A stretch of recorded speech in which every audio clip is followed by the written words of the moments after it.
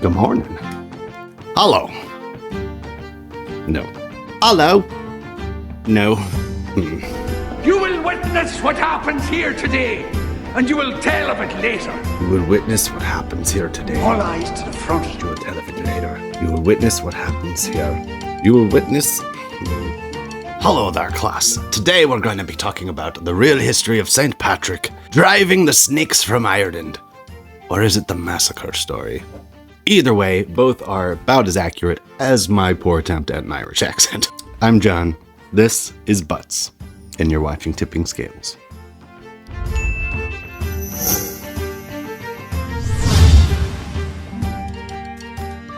We're going to break this down into 3 sections today. We're going to look at where the information we have about Patrick comes from, then we'll discuss what those documents contain, and finally we'll compare myths about Patrick to those documents and other scientific sources to get to our conclusion. There's currently a popular theory going around in the last couple of years, as people have been attempting to call historical figures to task, that Patrick was no different than the likes of Cortez or Columbus, or any other European colonizer, right? There's been a lot of talk about European colonizers coming and pillaging and shaping that civilization to their beliefs. This is understandable, and there is source material for that belief for Patrick. In this video, we're going to go over a few of the writings and dates surrounding the story of Patrick. How does this apply to a reptile channel?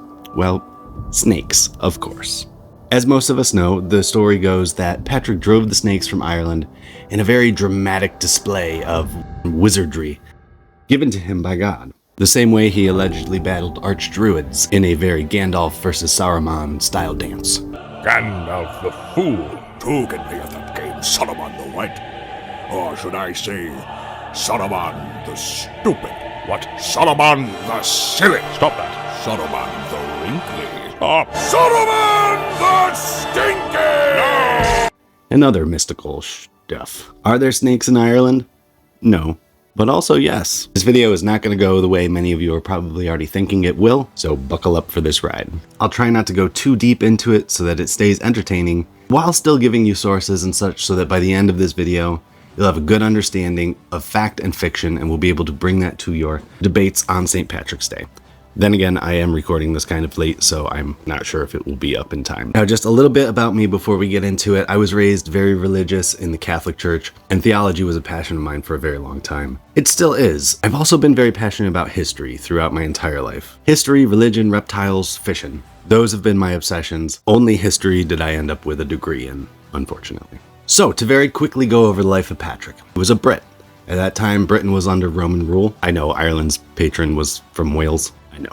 Patrick's father was a deacon in high standing, and his grandfather was a priest. So Patrick grew up very much in the Roman Catholic Church, in the early Christian church, but according to his writings, he rejected it early on. At the age of 16, he was captured by Irish pirates and spent 6 years in Ireland as a shepherd. Except this is 5th century Ireland, and sheep in Ireland are now very different than the ones herded by Patrick back then. That's a whole tangent in itself, but we'll continue on. Anyway, during his enslavement, Patrick had a vision that told him to head to the coast. He ended up fleeing, getting on a boat, and after a few years of other misadventures, being reunited with his family. Sometime after that, he took up the family tradition in the church. He became a bishop himself around the age of 45, and he returned to Ireland. There's a whole debate about if either of his trips to Ireland were willingly or if he actually fled there. There's some crime that he committed when he was 15. We don't know what it was, but he mentions it in his writings in reference to that. And after that, he converts Ireland to Christianity. Quick side quest. I just want to point out that there's a difference between Christianity being in Ireland and the Christianization of Ireland. So there was a bishop that was there before Patrick. His name was Palladius. So Christianity was in Ireland before Patrick got there. He just spread it. So that's the most basic retelling that I can give that's accurate to the empirical evidence without making this an hour-long video. So what is the empirical evidence that we have? There are only 2 places that have been shared that we have where there are writings about Patrick within hundreds of years of his life, and both were written by Patrick. Unfortunately, he never dated any of his writings, but using other happenings at the time as reference points, the understanding is that these were written mid-5th century. The first document that we have is a scathing letter from Patrick to the soldiers of Coroticus, who pillaged villages in Ireland and took captives, took slaves, killing many of the Irish people. This writing is commonly referred to as epistola, or the epistola, which is literally just Latin for the word letter. You'd think somewhere in all of these retellings and liberties that have been taken, somebody would have come up with a better title for that document, but it remains just a letter. Within this letter, he does reference having sent another letter on the subject, but that's been lost to time. The way Patrick went in on these soldiers rivals the song, "You're a Mean One, Mr. Grinch," which I don't know if you've listened to the lyrics on that song, but it's mean. Your soul is an appalling dump heap, overflowing with the most disgraceful assortment of rubbish imaginable, mangled up and tangled up knots. And scene. I was only going to do the first part of that, but I got caught up in the meanness. Good. Use your aggressive feelings, boy. Let the hate flow through you. Now, if you think "You're a Mean One, Mr. Grinch" is one of the most pernicious pieces of prose ever put to pen, listen to what Patrick had to say about those who killed the Irish captives. "They live in death, allies of the Scots and apostate Picts. Dripping in the blood, they welter in the blood of the innocent. I do not know who to lament more, those who have been slain, those who have been taken captives, or those who the devil has mightily ensnared. Together with him they will be slaves in hell and eternal pungentness. He goes on to call them sons of the devil, enemies of himself and God, ravening wolves who eat people, and the wicked who destroy the law.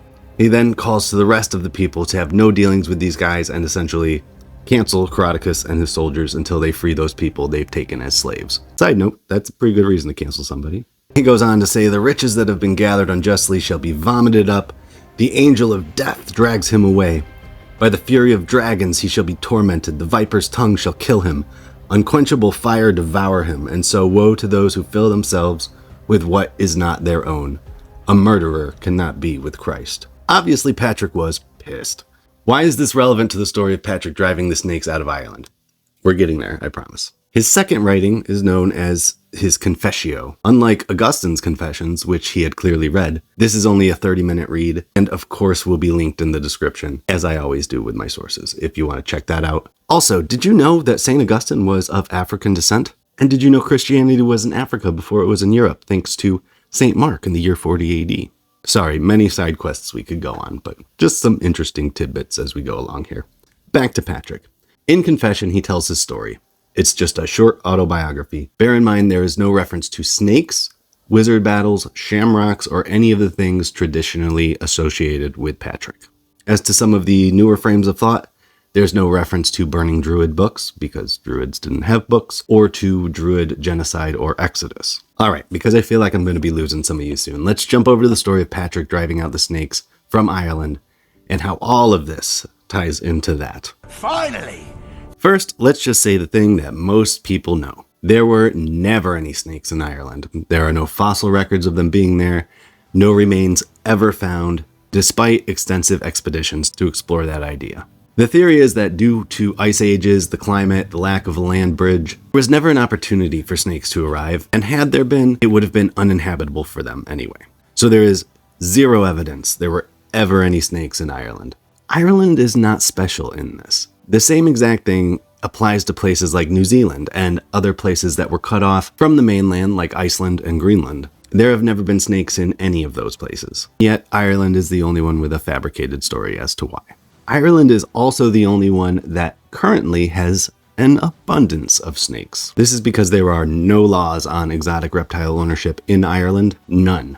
Which makes some sense considering most reptiles would not be able to survive the Irish climate anyway. And therefore they could never become invasive. Pay attention, New York. So where does this story come from and what does it actually mean? It's no secret that the early church and the church today likes to use snakes as a symbol of evil, despite the references throughout the Bible that paint snakes in a positive light, even using them as a representative of Jesus at some points. I won't get deep into that here, but if you're interested, I have a whole video on snakes and religion that you can check out, and I will leave another link to that at the end of this video if you want to check it out. But that still doesn't answer where this story comes from specifically. Keep in mind, Patrick's writings were the only documented stories of his life, and those are from the 5th century. The very next mentions of Patrick are from 200 years later, from the writings of Ultan, the Bishop of Ardbracken's, where he paints Patrick as a warrior. This is, of course, in contradiction to Patrick's own writings, where he seems to be very against violence and killing and enslavement and things like that. Two other hagiographies written by Mirchu and Tirchan have survived from the same time period. The 7th century now is what we're talking about. That clearly pulled from Ultan's writings. Hagiographies are a story of the saints, often embellished. It's written either hundreds or thousands of years after that person lived on this earth. And they always give a glow up. Next hagiography, and somewhat primary one that we're focusing on for this video, was written in the 12th century, 700 years after Patrick was on this earth, by an English chronicler called Jocelyn of Furness. Like Ultan, Mirchu, Tirchan, Jocelyn had contemporaries who echoed what he said, like Gerald of Wales. And it's in these writings that we see the story of Patrick driving snakes out of Ireland for the very first time. Again, that is 700 years after Patrick was alive, and that's the first mention of it. To emphasize the empirical fact versus the storytelling, the whole teaching the Trinity with the shamrock thing wasn't made up until 1727, over 1,000 years after his death. Back to the driving out of snakes. So what does this actually mean if it's not literal snakes? Did he drive out the druids? Is that a metaphor? Was there a druid genocide from Warlord Patrick? Or are all these stories just an attempted glow up? There's the same amount of evidence for snakes ever having been in Ireland as there is for a mass exodus or mass genocide. There are no mass graves, no archaeological evidence of anybody fleeing the island in mass, no record of them arriving somewhere else, absolutely nothing anywhere to support the idea that Patrick did any of these things. And if you believe he did, then you have to also kind of believe the other things that came from those sources, like that he taught with a shamrock, drove the snakes out, and performed magical wizard battles, because those ideas all come from those same later sources. We also do have empirical evidence of Patrick's own stance on genocide, pillaging, slavery, which he condemns pretty hardcore, very harshly in his own words to Coroticus and his men. So if we want to read anything into the story of Patrick driving out the snakes, which I don't think really deserves any deep dive at all, the only really reliable metaphor could be the snakes would equal a thought or belief, not people. If that's even the intent of that story, it could just be meant to be a fun story to make Patrick look cool and to explain why there's no snakes in Ireland.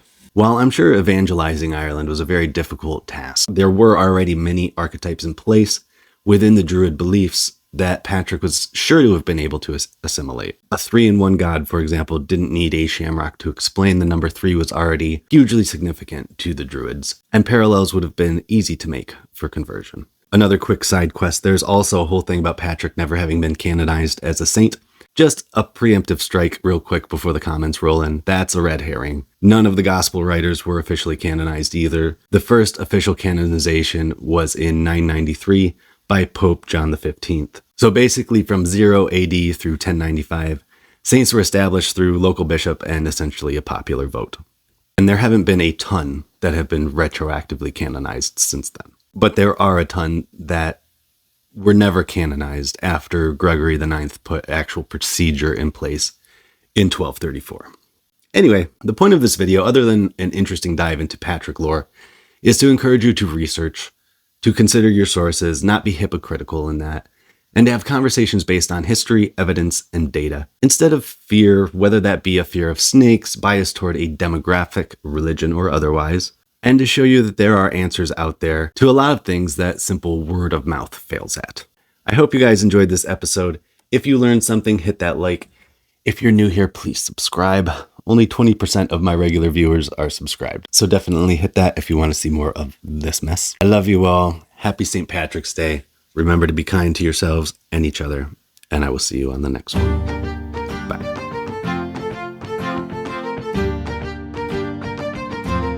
Hello there, class. Hello there, class. Hello. St. Patrick driving the snakes from Ireland. I can't get it.